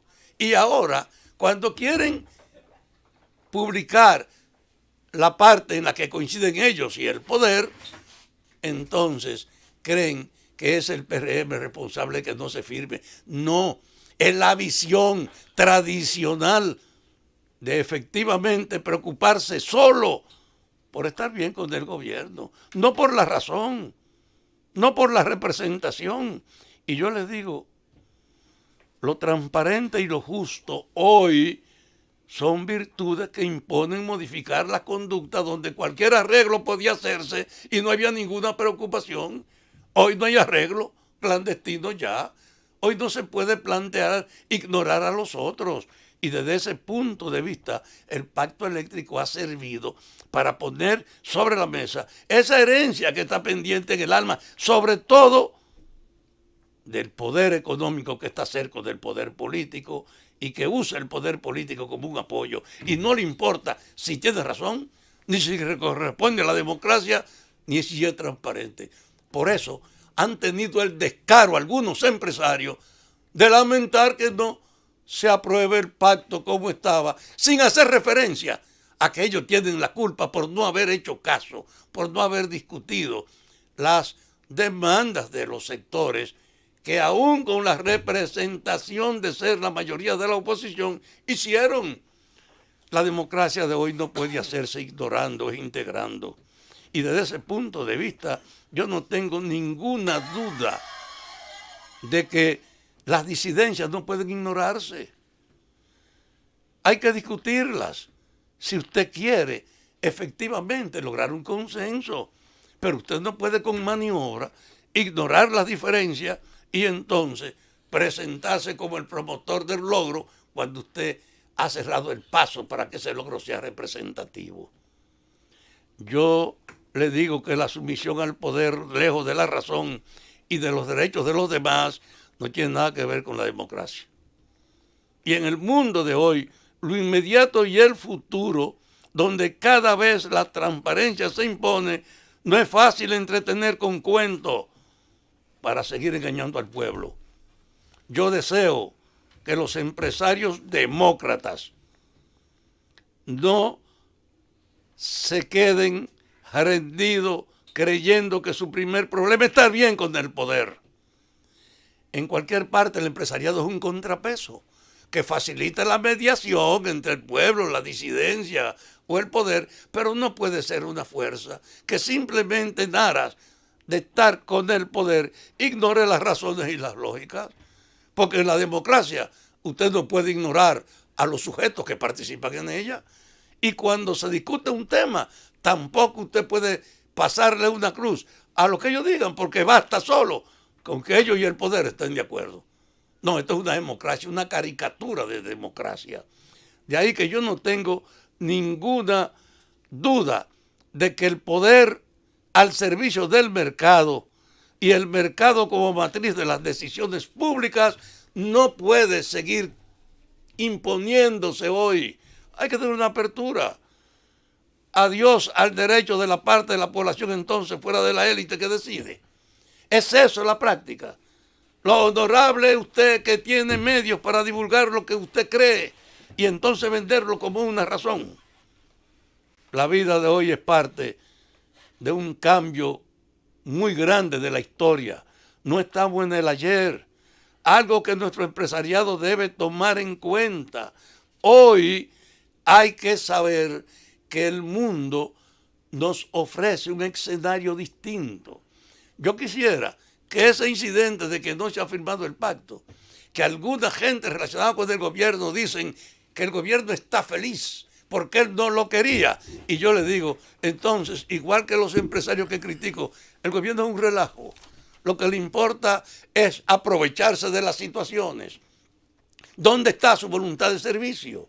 De canalizar las diferencias, de propiciar los debates y lograr entendimiento, que es lo que le da fuerza a cualquier decisión y a cualquier proyecto. Por tanto, yo insisto, frente al PRM, frente al observatorio político de la universidad y frente a los industriales de Herrera y otros que pusieron puntos de vista que ellos deben reclamar que los tomen en cuenta. Sí es verdad, hace falta el pacto, pero no de cualquier manera, no como un instrumento para discriminar a los otros, para consolidar la posición privilegiada de algunos, que lo que le importa son sus beneficios, no el servicio público. En esta época, el empresariado tiene que valorar lo que es la democracia Insisto, en una época donde los que lo pueden cuestionar están levantando la idea que no puede ser la confrontación la solución, sino el entendimiento. Una propuesta como esta, de poner en primer plano el entendimiento, obliga a canalizar en discusiones todas las cosas que se acuerden. Eso sería la mayor contribución para consolidar una reforma de un Estado arcaico marcado por el personalismo, por el gobierno puesto al servicio del mercado. Una apertura de este tipo permitiría crear una economía más estable, más provisoria, de mayor integración. Yo creo, pues, que los amigos jefes del empresariado no pueden seguir escudándose en que tienen acceso a los medios para decir lo que les conviene al margen de estas verdades que yo les estoy diciendo. Tienen que valorar que en esta época, si queremos entendernos, hay que tomar en cuenta también el derecho y la voz de los otros.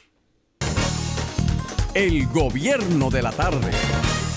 Este es el gobierno de la tarde, ya son las 6:28, terminando prácticamente o entrando en el tramo final del programa del día de hoy.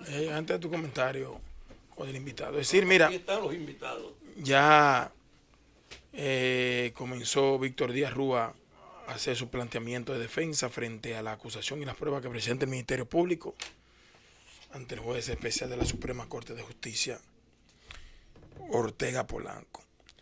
Me llamó la atención, y debo decir, un artículo o unas declaraciones de Carlos Salcedo, abogado de Andrés Bautista García. Y parecería como algo, como si uno estuviera en conexión directamente con él.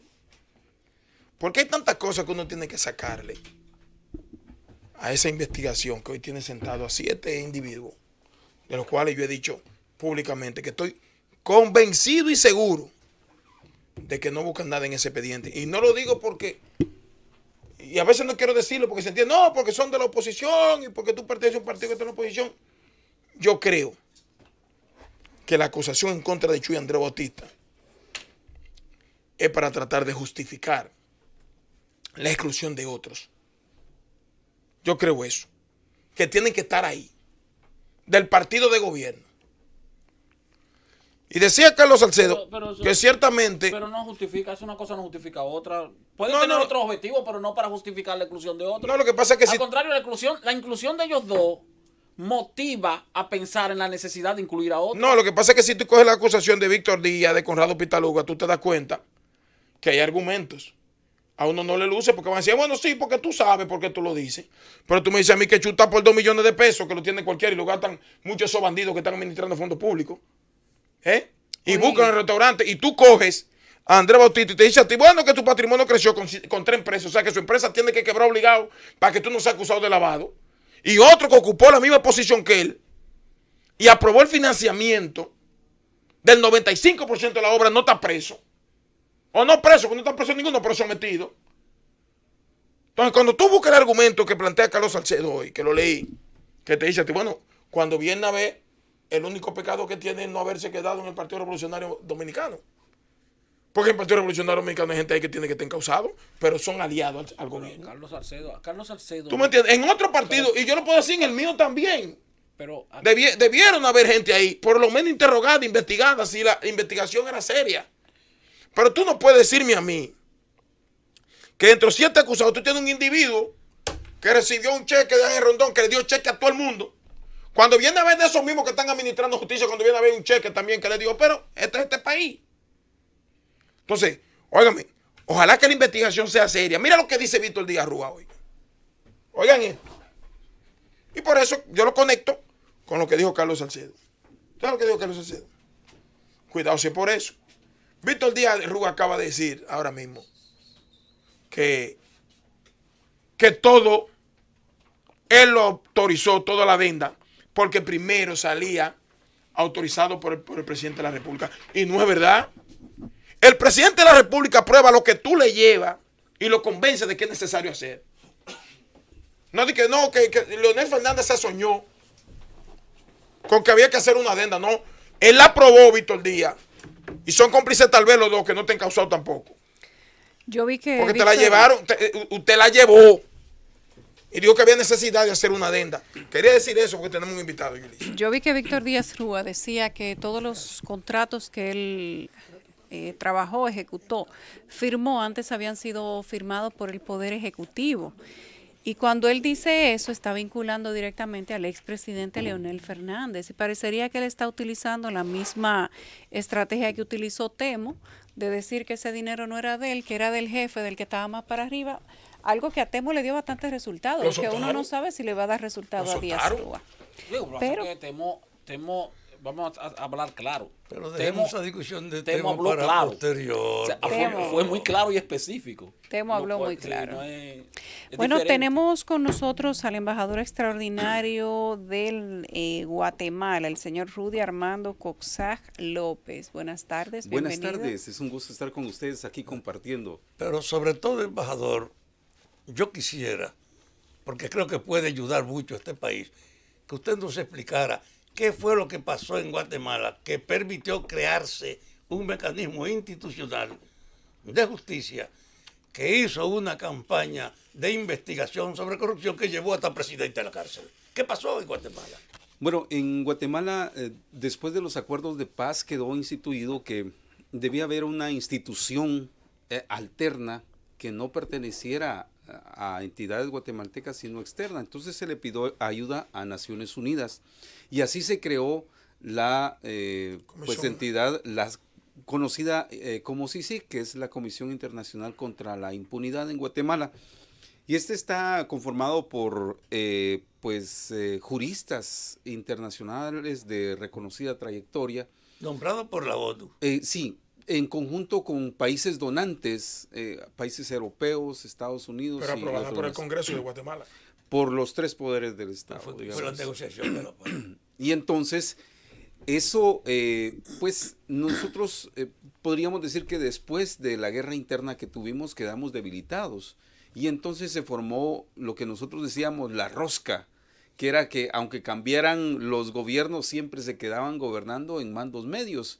Y entonces se quedaron infiltrados y era muy difícil llegar hacia ellos. Entonces esta comisión empezó a trabajar muy bien y empezó a llevar a la justicia a todos aquellos que estaban haciendo negocios ficticios, pero quedándose con el dinero del pueblo.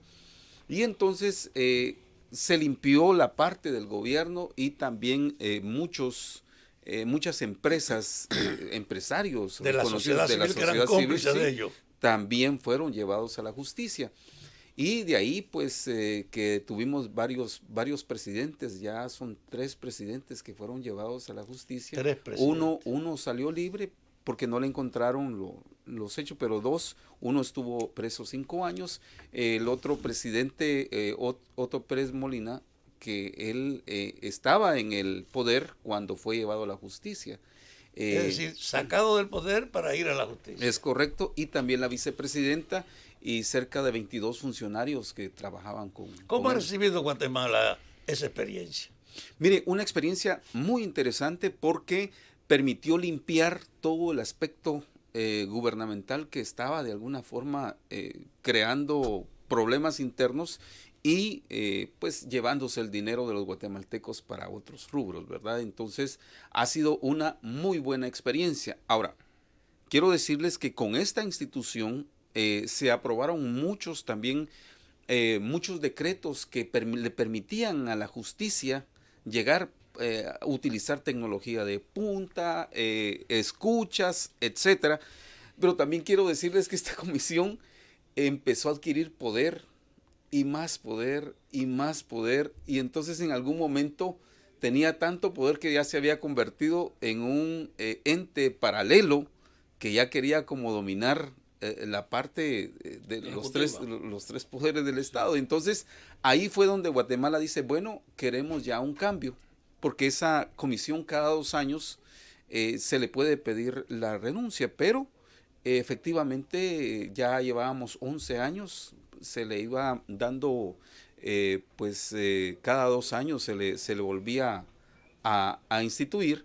Y entonces en esta última etapa pues sí hubo un poco de problemas en ese sentido porque adquirieron tanto poder que querían ya manejar otras cosas. Señor embajador, Sí, porque la información que le llega a uno, porque estaba ahí, estaba en el entorno del presidente Morales.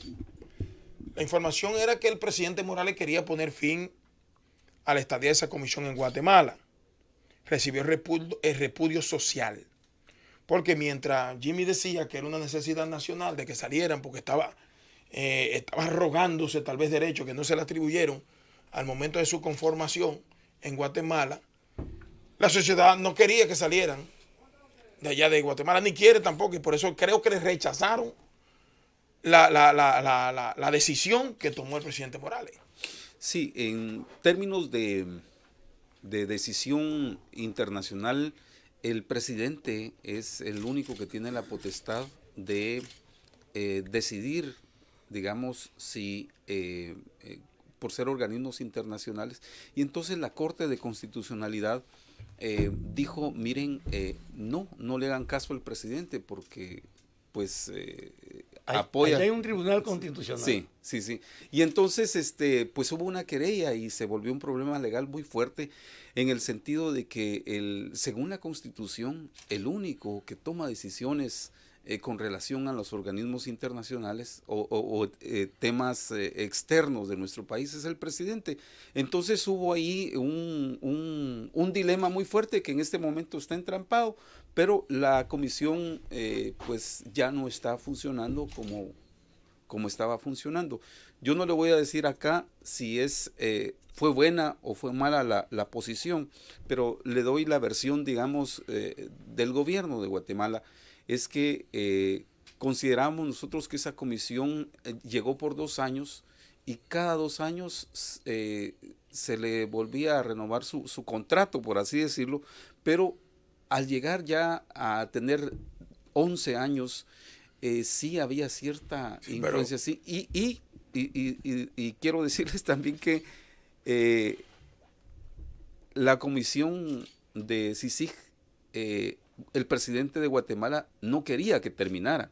Lo que quería es que le cambiara a la cabeza por pues muchas situaciones, y entonces Naciones Unidas no quiso cambiar al representante, y entonces dijo, bueno, si no lo cambian, entonces vamos a desistir de la comisión. Pero el presidente, pues creo yo que él todavía está con el deseo de que continúe porque ha hecho un buen trabajo. El presidente, que la información usted dirá, porque tiene más conocimiento, reitero, que nosotros.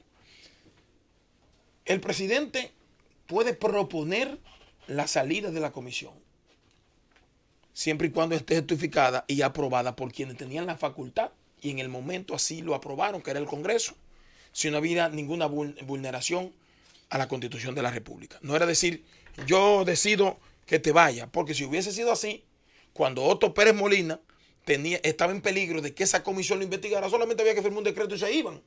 Entonces lo que hizo Jimmy, que es la información que tenemos, es que propuso la salida, no agotó los procedimientos establecidos constitucionalmente, sometieron al Tribunal Constitucional y rechazó la decisión de Molina. Pero Molina lo sacó. No están allá porque Molina lo sacó, pero constitucionalmente deberían estar en Guatemala. Eso es así, señor embajador. Parte de lo que dice el caballero es verdad, pero lo que sucede es que el presidente Morales ya fue juzgado y llevado, digamos, por la misma CICIG, digamos. Por la misma comisión. Por la misma comisión, y los tribunales de Guatemala pues intentaron llevarlo a los tribunales, y entonces la última instancia, que es el Congreso, dijo que no al lugar porque no habían indicios suficientes, es decir, que eso ya había sucedido. O sea, no es porque le hayan hecho eso al presidente, porque eso ya era cosa juzgada. Entonces, esto pasó mucho después de esa situación. Pero mire, a mí me interesa esta discusión porque creo que es una experiencia para este país.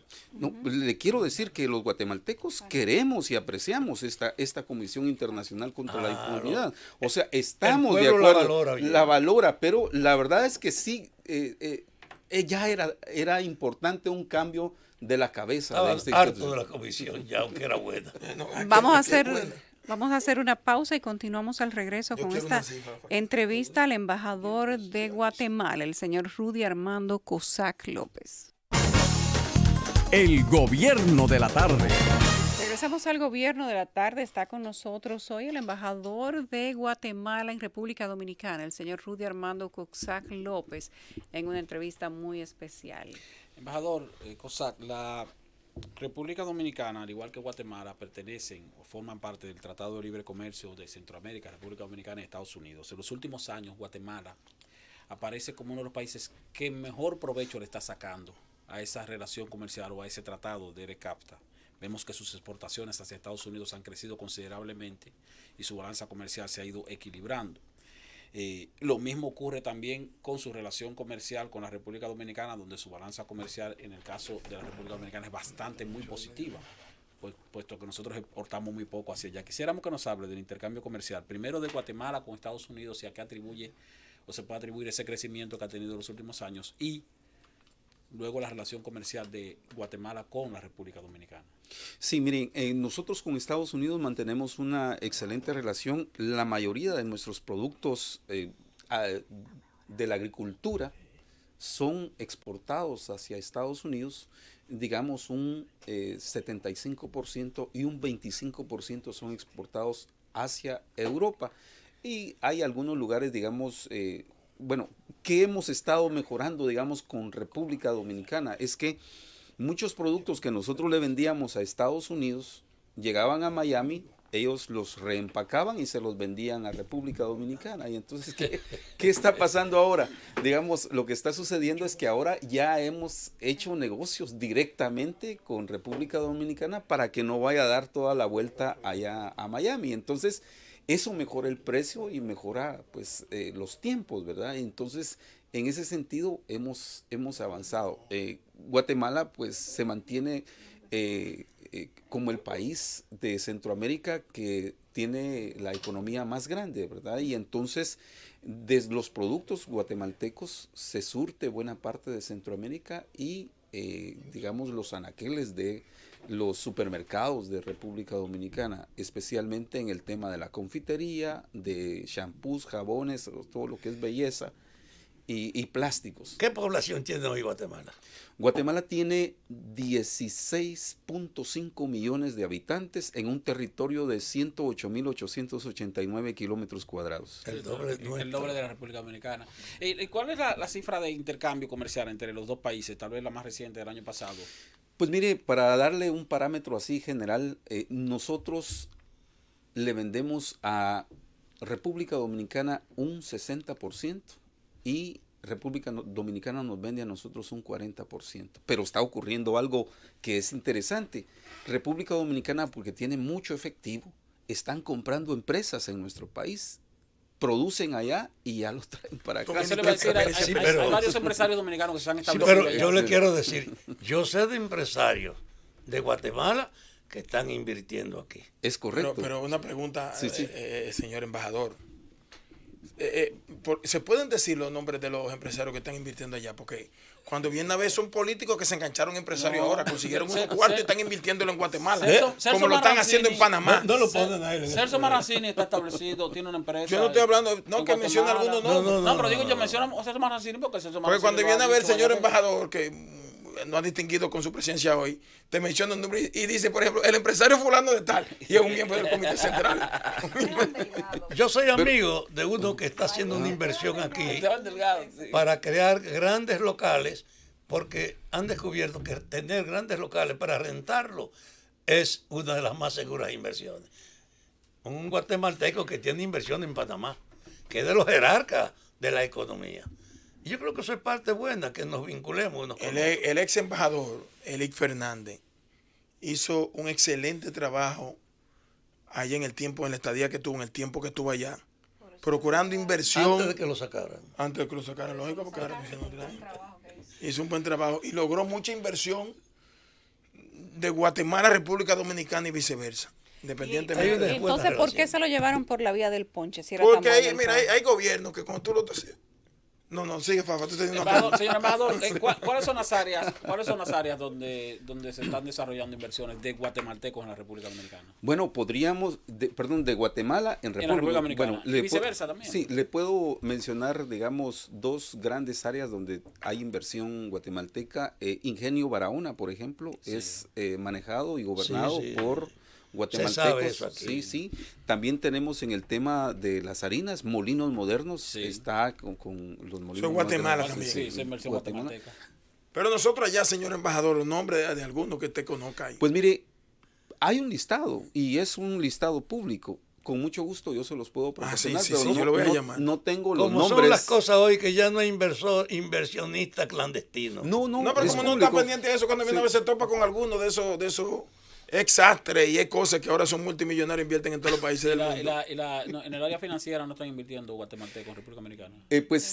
Hay un par de inversionistas en esa área y me preguntaba también de República Dominicana. En Guatemala, digamos, ¿qué se está haciendo allá? Están, digamos, comprando producción de pollo, producción de algo de res, producción de plásticos, etcétera, sí. Una pregunta. Johnny Aves fue aquí durante el área de Trujillo el agente fundamental de la opresión, porque era el jefe de los servicios de inteligencia y era el que estaba en el Palacio de Guatemala cuando mataron a Castillo Armas. Es correcto. Es decir, que estuvo asociado a esa maquinación. Se dice, él inventó aquí de que lo habían matado en Haití y ahora se ha descubierto en Guatemala porque él tenía una mujer guatemalteca como su compañera y que está viva, que ese señor no murió entonces. ¿Usted tiene alguna información de esa relación de esa mujer con Johnny Aves? Pues fíjese que lo que tenemos Gloria a la vista Bolaño se es llama. ese libro que escribió el dominicano que fue Tony presidente, Raful. Tony Raful, Rapsodia de un crimen. Sí. Es como la investigación más concreta, digamos, que hay en ese Sobre caso. ese caso. Sí, porque, digamos, allá se desconocía que cómo había sucedido, solo murió y esa era la Ya. información que teníamos, pero ya con esta investigación de Tony Raful, pues se aclaran algunos puntos y pues se permite también continuar la investigación. Ahora ya hay más datos interesantes sobre el tema de otros investigadores que le han continuado. ¿Qué producto le vende la República Dominicana a Guatemala? O sea, producto dominicano que se comercializa en Guatemala. Ron. Ron, tabaco. Tabaco y ron está en 75 países del mundo. ¿Verdad que sí? Pero el ron guatemalteco, que es el más caro que están exhibiéndose aquí, también Zacapa se vende. Centenario, sí. Sí, Sí, sí, pero sí, es sí. que eso se acapa cuando tú te lo bebes, dura 3 días borracho. Sí, Yo sé que lo que le echan ese uno de los ron. mejores rones del mundo, pero déjenlo que responda, porque ustedes están respondiendo por él. Y fíjese que el ron, Oye, para ¿tú quieres una visa comentarles, para Guatemala? Yo te la doy. No, pero que diga. Sí, porque que una diga. visa que tú ron, estás. Tú le preguntaste algo interesantísimo. Está ¿Cuáles bien, son pero- los productos dominicanos que se comercializan allá? Pero se Entonces notó no que lo tú estás dejan buscando contestar. algo. Aparte Las mujeres es del un producto ron, dominicano que se comercializa en no lo- Guatemala. no lo dejan Con aparte perdón, del con ron y perdón. el tabaco. no, no, les voy a contestar así por partes. La primera le voy a decir que el ron Zacapa Centenario es el ron, digamos, que se exporta mundialmente, que lo distribuye también la misma empresa de Johnny Walker.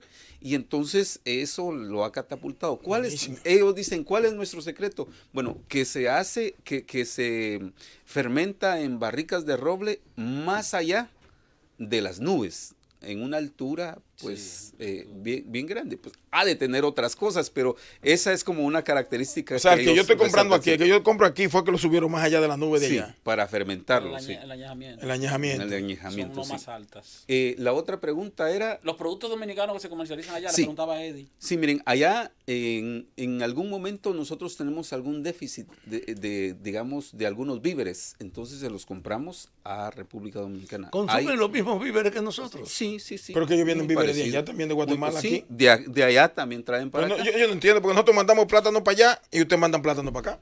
Por ejemplo, es el mismo producto. Sí, pero deben ser los ciclos de producción. Sí, Son los Ah, bueno, sí, tienes razón. Y también ahora estamos incursionando, bueno, desde hace 5 años se está incursionando en los alimentos preprocesados. Es decir, que eso le facilita al cliente, digamos, a los restaurantes y a todos esos lugares que ofrecen comida, a que son empacados al vacío. Entonces ya no hay que pelar ni nada, sino que ya vienen listos solo para cocinarse.